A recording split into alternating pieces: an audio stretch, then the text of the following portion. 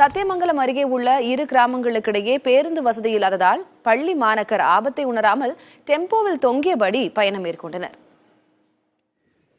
அடர்ந்த வனத்தில் அமைந்துள்ள மாக்கம்பாளையம் கிராமத்திற்கு கடம்பூரிலிருந்து நாள்தோறும் 3 முறை அரசு பேருந்து இயக்கப்படுகிறது.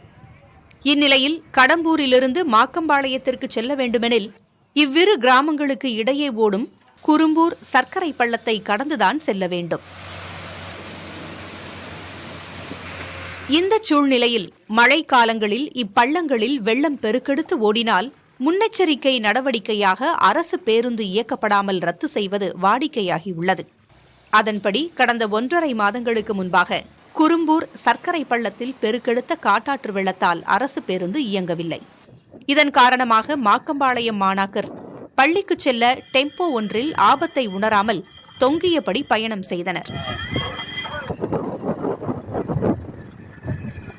இதனால் தங்களின் எதிர்காலம் கருதி சர்க்கரை பள்ளத்தில் தற்காலிகமாக பாதை அமைத்து பேருந்து இயக்க நடவடிக்கை எடுக்க அரசுக்கு பள்ளி மாணாக்கர் வேண்டுகோள் விடுத்துள்ளனர்.